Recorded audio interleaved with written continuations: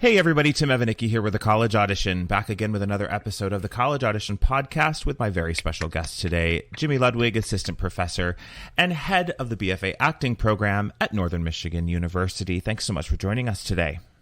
Tim, thank you so much for having me. It's so good to see you. I know, good to see you too. We haven't seen each other in a couple years. Yeah. The last time we met, I was still on Broadway and running the education department in an off-Broadway theater. So things have changed quite a bit in the last couple of years. Very different hat for you than you were wearing last time. And we're going to dive right into that. So tell me, we always like to get to know the person before the program. So why don't you give us a little bit of background on you, your career, and the series of events which led you to Northern Michigan? Cool. So I'm 30 years in New York, right, as a professional actor. So grew up here in Michigan and then went to undergrad at the University of Michigan and then went out to get a graduate degree at the University of Washington in Seattle. My showcase took me to New York and then to LA, and I promised myself, well, I'll go wherever I get an agent. I don't think we'll get an agent, but whatever. And I got an agent in New York and moved directly from Seattle to New York City. The whole time thinking, I taught when I was in grad school and I really loved it. So maybe I'll do that someday, but I don't know. This seems to be the thing right now. So I'm going to go to New York. And I went to New York, and one of the first auditions I did was a little two-hander show called John and Jen that Carolee Carmelo and I did out of town and then off Broadway. And that became sort of how my career started, and it just became this thing. And then all of a sudden there was momentum, and and then I was in Blue Man. I was a Blue Man for 2 years, and then I was working with Kristy Chenoweth out at the Guthrie, and then I was on Broadway. And then, it's just things were just happening, and my career just kind of kept going. And I started a film company in 2003, and I started producing film. And I started producing some web series that I love. The Happy Hour Guys, one of them. So I did all of this stuff. And then the pandemic happened, and our industry disappeared overnight. And I after the first couple of months or whatever, doing 90 reunion Zoomsicles and more Zoomsicles and more readings of things, I was like, I'm bored. I'm bored. I'll keep doing Zoomsicles and stuff, but I'm bored. I need to do something. So I started teaching again, like really hardcore, like really turned to it. And I was shocked by how in love I fell with it. I was just like, this is awesome. And that little dream that had been at the back of my head since 1993, which was, hey, maybe someday you should sort of take something over and just make it your own. It resurfaced again. And I realized, I've been doing this for 30 years. If I don't do this now, if I don't do the teaching thing now, I won't do it, because I'm 10, 15, 20 years away from sitting down on a beach with daiquiris and not wanting to do anything anymore. So it was like, how do you want the next, 2 decades or decade and a half or whatever, how do you want those to go? Do you want them to go at a university trying to build a program? Or do you want to just keep doing what you've been doing and having all that fun in New York? And that was a hard decision. I'm not going to lie. That took some appointments with my therapist and some real good talking. What are we doing now? Is this where we teach? And I said, you know what? I got to do it. I got to go for it. And because here at NMU, they offered me the opportunity to do something I would have gone anywhere to do this job. And it just so happened to come up 80 miles from where I grew up, in this incredible progressive town in the middle of this beautiful place. So I went for it. So that's the journey. And it's still happening because we still own an apartment in New York. It's on the market, right?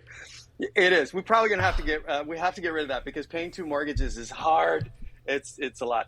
So yeah, but that'll happen soon. It's just been a blast. I have looked at the photos of that apartment more than once. And I am weeping with you that you're giving up that apartment in New York. Yeah, I will say it didn't stay on the market long. We're about to close on it. So. Oh, good. Yeah. All right. So we have not just you in a new position, but you in a new position at a brand new program. So tell us what you are doing there and what the program is about.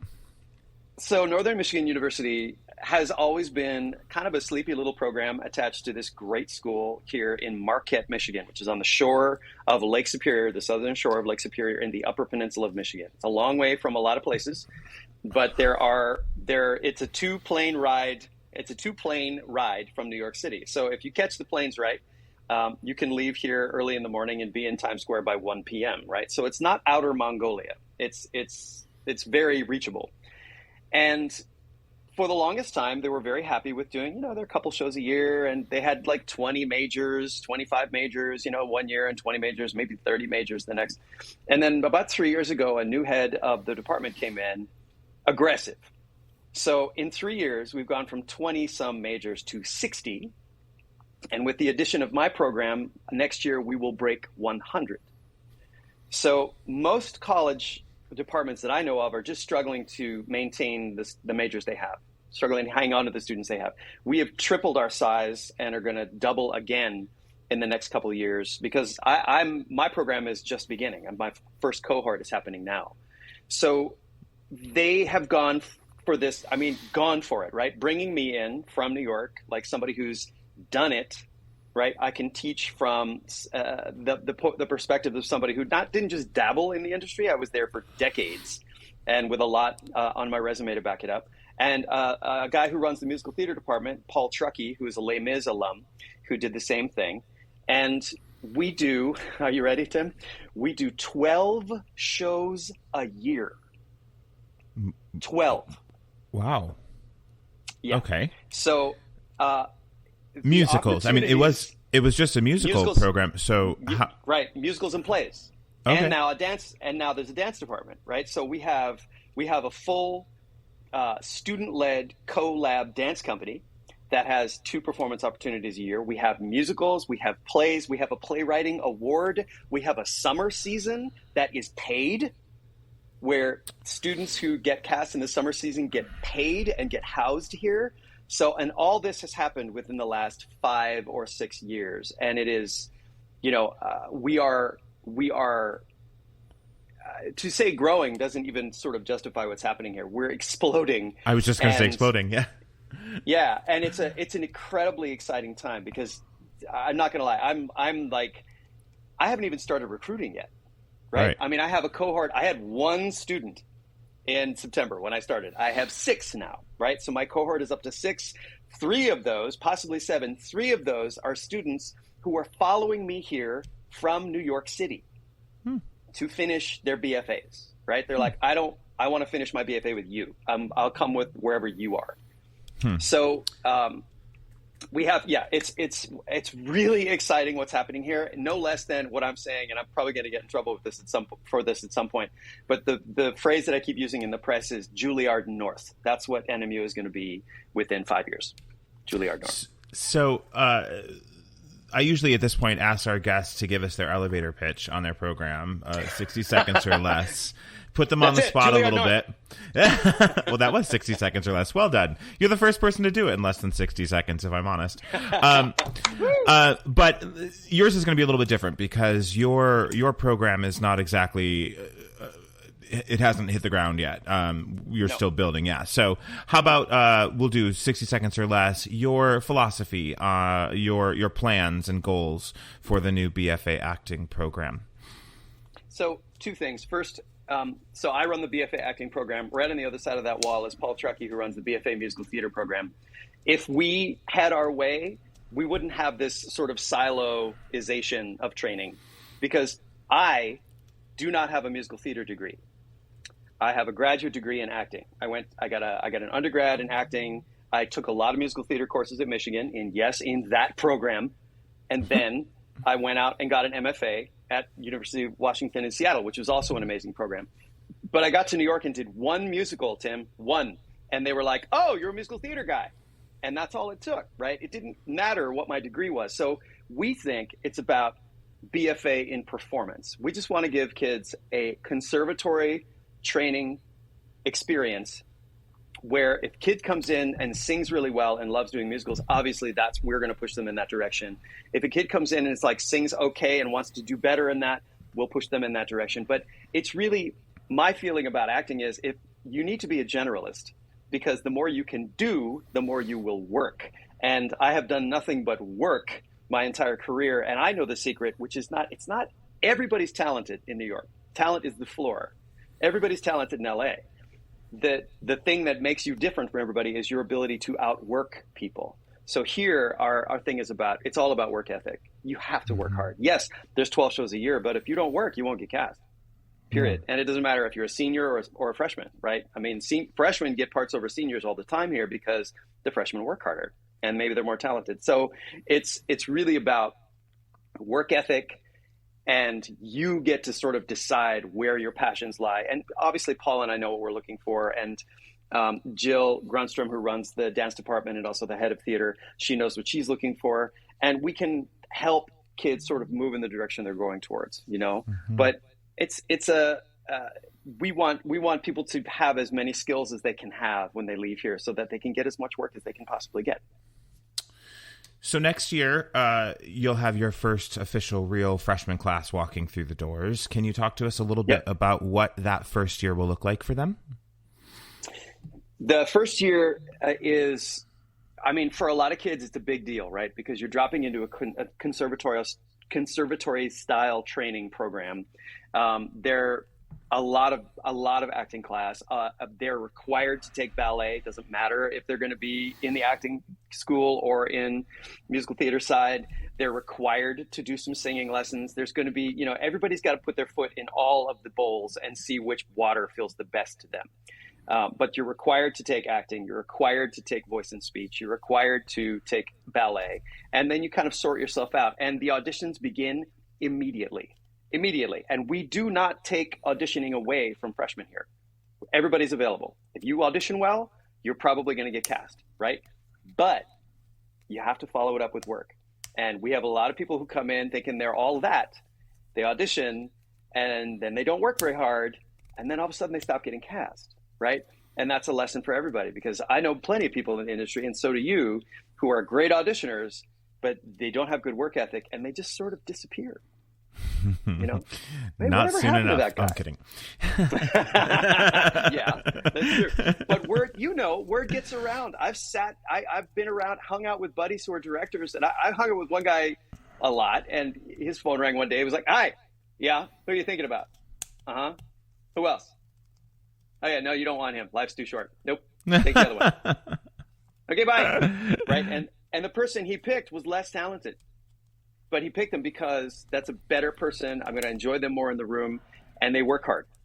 Right. So, you know, you talent is like the golden thing, right?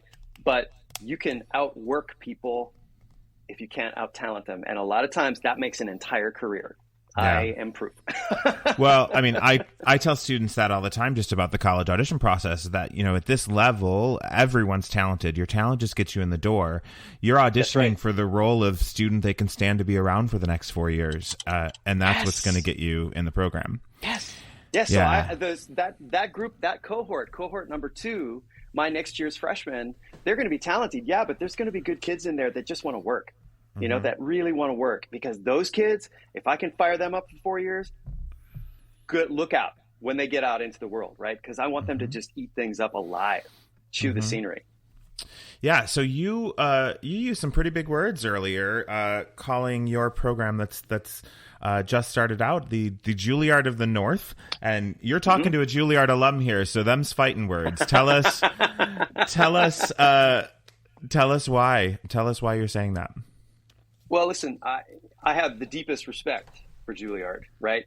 But that is one of those programs that, you know, the old joke is the young actor comes to the old actor and says, if I want to be a success in the industry, what should I work on? Should I work on my voice? Should I work on my posture? Should I work on how I act? What should I work on? And the old actor says, your Juilliard audition, right? Because you get that, and you walk out of there with that big red J stamped on your butt, and everybody goes, oh, come talk to me, right? Nobody gave them that.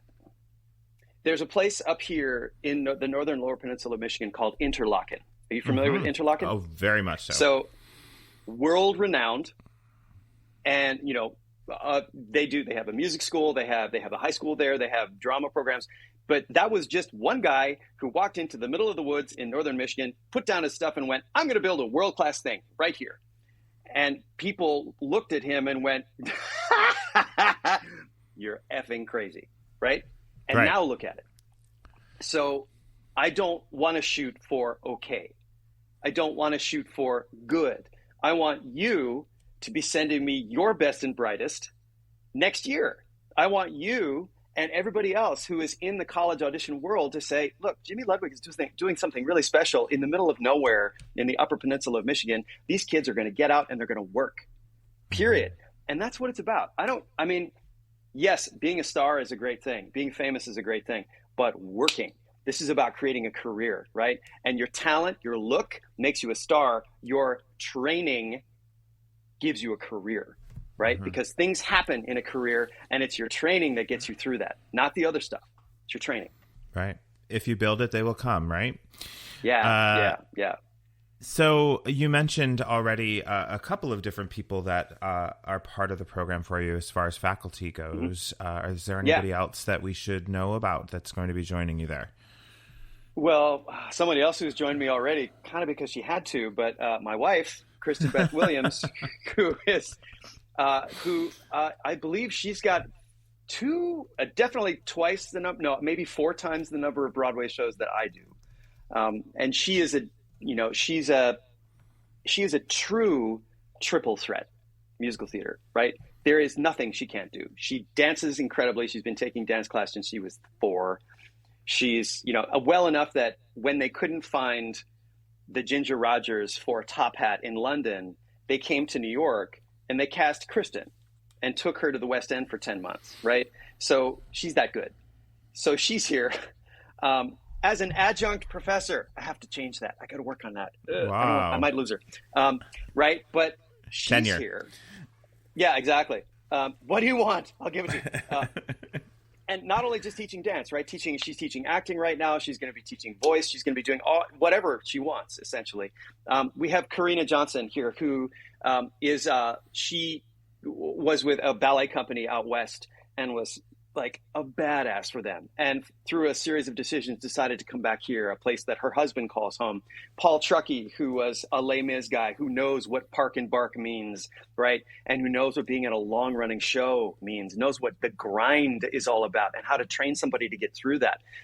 Jill Grunstrom, who's an ABT alum, who understands what that part of the dance world is about. It's really a handful of diamonds here. And speaking of growth, right? Our first meeting this year, before the kids all the students arrived, we had a faculty meeting, like all skate.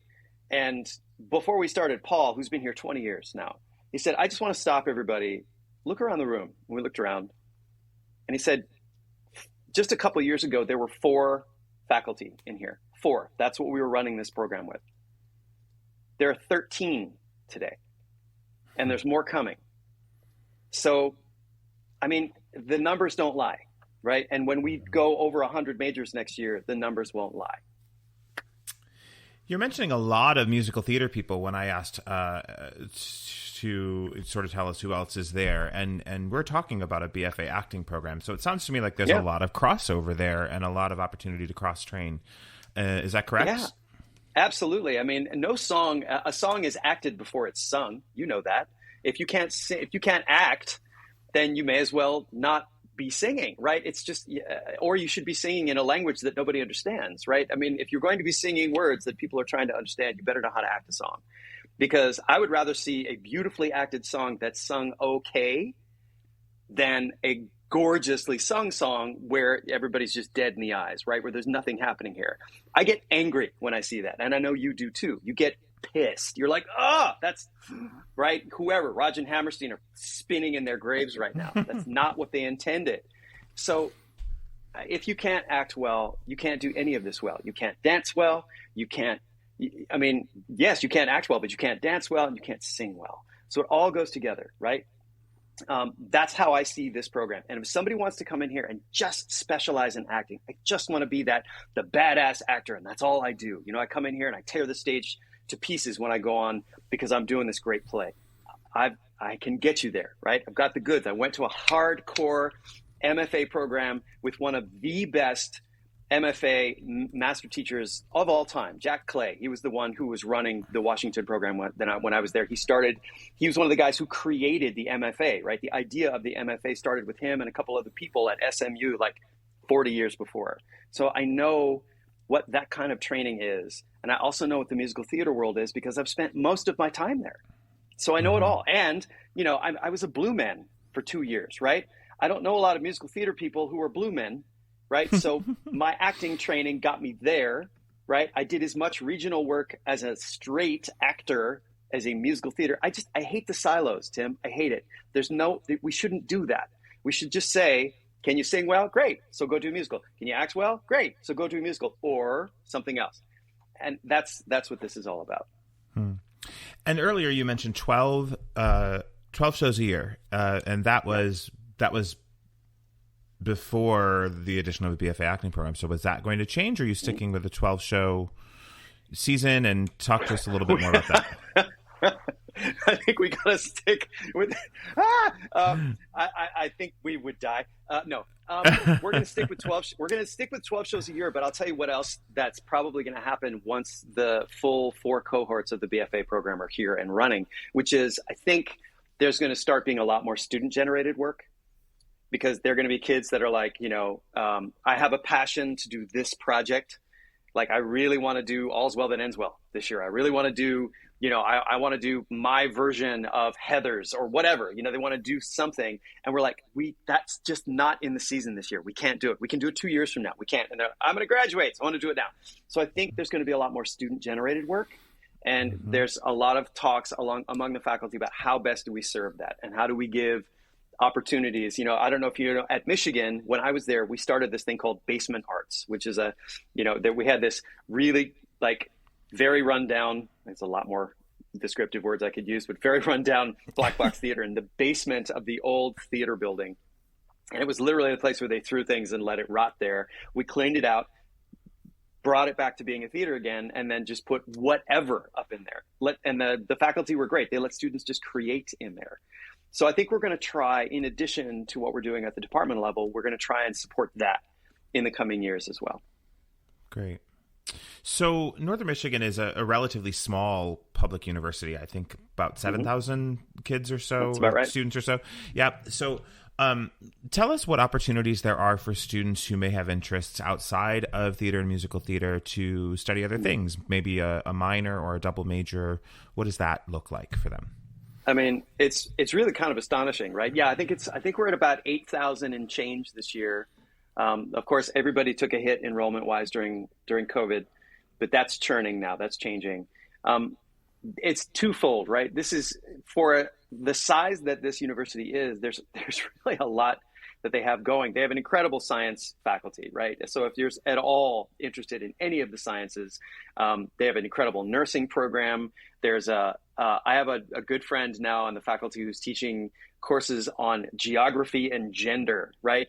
And hooking that up with global climate change and all this kind of stuff. And just that wonderful, the stuff you get at a really progressive university that sort of bends your brain and you start thinking in different ways. We have a very well-established music school right below us that is growing as we grow. So there's opportunities to do all kinds of things. There's a really great English department. And if I have a student right now who's writing a lot. She's a good actor. And getting better every day, but she's getting where she's really starting to take off is as a writer. So I'm going to sort of keep pushing her in the creative writing direction as well. So that if she wants to double major in that, as a playwright, she can be doing that as well. So there's a ton of opportunity with the other programs here. And Marquette is gorgeous. It's gorgeous here. It's really pretty. Great segue. I was just about to ask you about the area a little bit more, because I'm sure many people have not heard of Marquette. You mentioned it takes 2 airplanes to get to New York City, and there's not many places that take 2 airplanes to get to New York. So explain where does that second airplane take you to? What's the nearest big airport?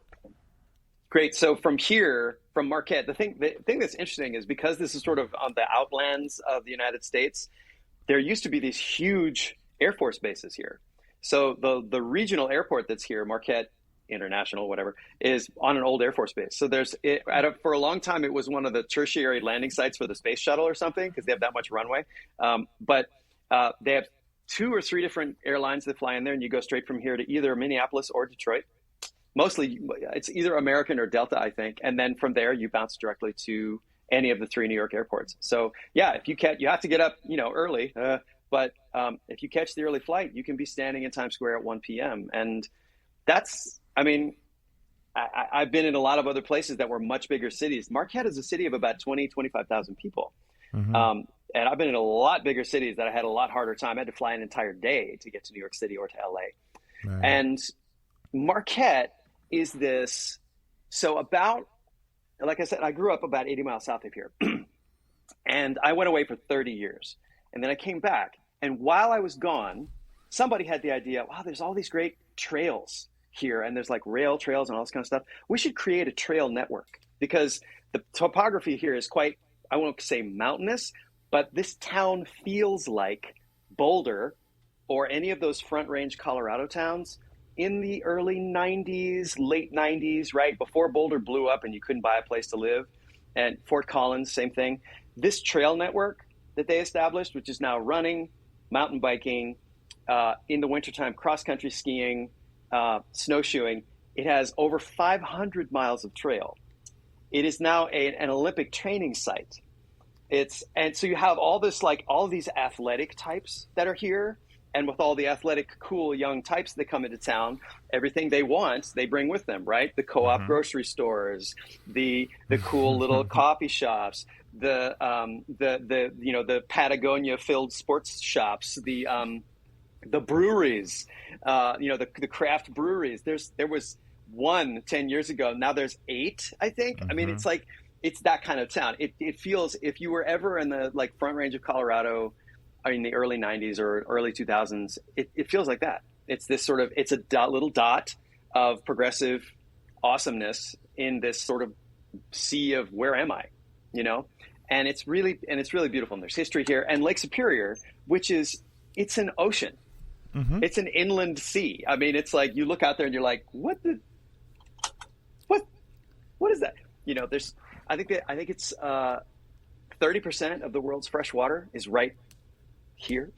Wow. So yeah, it's a really, there's something about this town, just kind of the way you say when you go to places like Boulder, Moab, all those cool, Asheville, North Carolina, you go around and you're like, there's something about this town, right? Mm-hmm. Marquette has that same vibe, but it's like 5 years before like everybody found out and just, it got crushed. So that's where we are at the moment.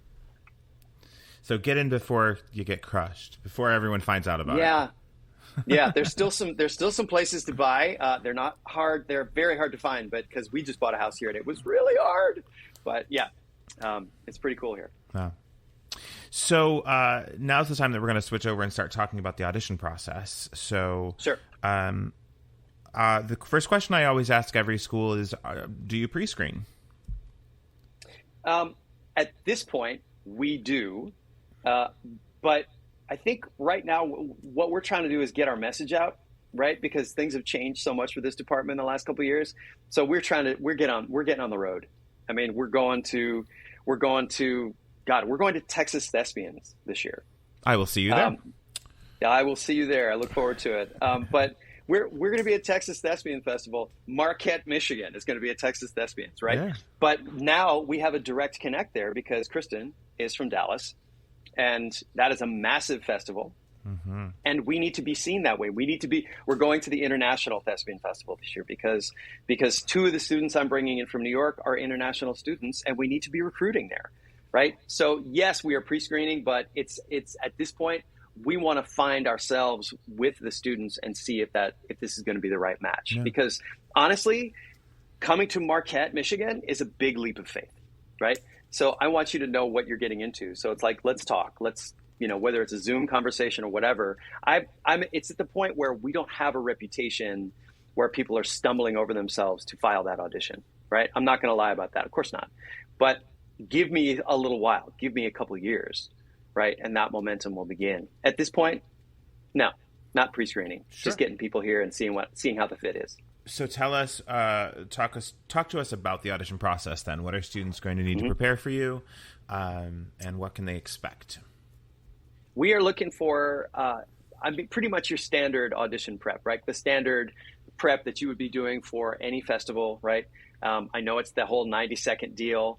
I think for us, especially if we're looking at kids that are going to be coming in for the following season, and we have a pretty strong dance program, if you could add a little bit of dance or a little bit of movement to your audition, if it's a video, that would be something that we would like to see as well. But really right now, it's really about, are you going to do two contrasting pieces, something funny, like a funny monologue, a comedic monologue, or something classical, or are you going to do a monologue and a little bit of a song so we can hear what your voice sounds like? That's really what we're interested in most at this point. So when you said, to clarify something for me, so you said if it's a video audition, so are you seeing, where and how are you seeing students?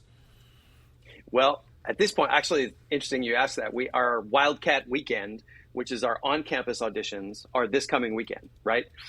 But for us, that's a tough sell, right? It is early.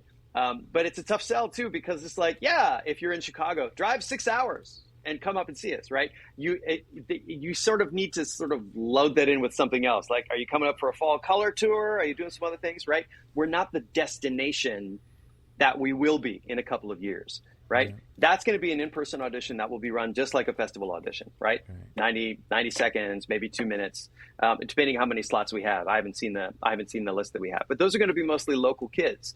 And yeah, we want to serve our local community, but we want to go get kids and bring them here. And that's going to be about going to festivals, going to Texas Thespians, going to Meta, which is down in Lansing, going to, I forget where else. I'm trying to get them to go to SCTC. Which I don't know if we have plans to go to yet, but I'm hoping we can put that together for the spring. So yeah. Great. And so what are the things that are going to help the students set themselves apart from the pack when they're auditioning for you? What are you looking for? I think you already touched on it a little bit, but I'm looking for kids to be honest with me, right? Auditioning is so hard. It's really hard. I mean, I've done it for years and years and years and years and years and years. It's hard. And you know what it's like. You teach auditioning, right? Kids don't understand that auditioning is a muscle. And the more they do it, the stronger they get. I've never met the idea, the philosophy that audition is not something you should rehearse the whole audition, right? The beginning, the entrance, the introduction, right? Kids don't rehearse that. It's like, why haven't you rehearsed the moment I see you? Why aren't you rehearsing the first impression you make for the people you're auditioning for? You're spending all this time on your monologue and on your song, and then what you're saying at the top is, "Hi, I'm singing," and then at that point, okay, maybe you're going to be glorious when you open your mouth. But I'm thinking, why did you audition that? Why didn't you work on that too? Rehearse. So. I'm sorry, what was the question again? I lost it. What are the things that will help a student set themselves apart? What are you looking for in the audition? I want to look for actually a little bit of what I just did, which is I don't want to curse, but one of my favorite phrases is rehearsal is for effing up. Mm-hmm. Rehearsal is not about getting it right. Rehearsal is for effing up. Rehearsal is for making mistakes. I want to see kids that aren't afraid to make a bit of a mistake and then laugh it off. Right. And I know that in a live audition, that can be absolutely terrifying when you're in high school and you're just trying to be perfect and get everything right. But I'm looking for the kids that have enough going for them in terms of their own love of themselves, that if they trip up a little bit, they can laugh it off. Right. That takes incredible courage. And it speaks to how somebody's going to be in the room, and it speaks to how somebody's going to work with you. So I want kids to be great. I want them to have potential. But if they trip and fall flat on their faces, a laugh or two would be a good thing, right? Instead of oh God, right? That's and I know that's something that at that level can be really just omnipresent, right? Everybody just beating up everybody like, oh, I messed up that one little thing, and what if I hadn't done that? Sometimes the best thing you see in an audition, and I know, Tim, you feel the same way, is how somebody recovers, not how they do. Yeah. So I'm looking for people. First of all, I want to give people the freedom to do that, right? To have a moment and to fall a little bit. Because the training here is like that too, right? I'm asking you to take risks and to do something that scares you and to F up and then gloriously and then move on from there. Yeah. So the last question I always ask in these podcast episodes, I feel like you're going to have a lot to say at this one. But what is something you're looking forward to this semester? this semester. Well, coming up in the future. Yeah. Coming up. Oh, God, Tim. Exactly. You're starting a brand new program. I know, everything. So, I mean, it's I have so much work to do. You know, I mean, all of these classes I'm teaching for the first time. So they're saying, we need you to put together like voice for the stage 1, 2, and 3. In the next 4 years, you need to put together acting 1, Shakespeare, advanced acting, right? So all of these things I'm creating for the first time. I'm in heaven. I know for some people it's like, oh my God, that's so much work. But I don't have to do it all at once. And I get to, I don't want to turn the camera around right now because it wouldn't do well, but I'm looking, I have my students, I print out their headshots or like pictures of them and I put them up in my cohort. I put them up on the wall of my office. So when they come in, they see themselves here. There's cohort 1 right there. There's Jesse, John, Zoe, Annabelle, Sam, and Wyatt right there. I have 6. And I can't wait to see what they're going to do. You know, this is the beginning for them. I can't wait to see when that wall is packed and they're down at the bottom getting ready to graduate, what kind of people they are. I was teaching for a while at another program that churns out kids very quickly. The whole program, Soups and Nuts, is a little over a year. It's just not enough time. It's not enough time. You can give kids a lot in that amount of time, but they don't grow because they're still 19, you know, or maybe 20, right? And the difference in a kid from 18 to 22, I mean, I was like 5 different people in that amount of time, you know? I mean, there's so much change. So to sort of roll with students through that and watch who they're becoming and have something to say about it and maybe a teeny bit of influence about where they might go, you know, to a place that gives them more joy as opposed to less. It's awesome. I can't wait. And directing and also still doing, you know, working as a professional myself, right? Because I've got to go up for tenure one of these days and they look at that, right? That's my scholarly work. I'm still a professional actor. I'm an actor who teaches, right? So I have to go and seek professional work and do it myself and get back on stage and put my money where my mouth is, right? All that kind of stuff. Like all the things I'm teaching, do I do them? Or at least some of them. I do the effing up really well. I do that really well. And just sharing that, right? Sharing that with the kids. I feel like I stole one here, Tim. I really do. I feel like I just landed in a pot of cream. Well, if students want to find out, or parents want to find out more about your program and all the great things you have going there, what's the best way for them to get in touch? Email me, Ludwig, JILUDWIG @nmu.edu. Email me. I will send them everything they need to see. Great. Well, Jimmy, I'm looking forward to seeing you coming up here soon at some recruitment opportunities and hopefully Absolutely. Some around here with us at the College Audition too. But if not, I will see you in Texas very shortly. And thank you so much for joining us today. I really enjoyed learning about your new program. Thank you, Tim. I mean, I love what you do. I think what you do is just so nobody does it as well as you do, and you're a real light in what is a very confusing tangled jungle of audition prep for a lot of kids these days. So thank you for doing what you do, and thanks for having me today. Oh, that means so much to me. Thanks for saying that. All right, we will talk to you real soon. Have a good day. Take care, man. For more information on the exciting training, workshops, and resources we have to offer at the College Audition, please visit us online at www.thecollegeaudition.com or follow us on Facebook, Instagram, TikTok, and YouTube.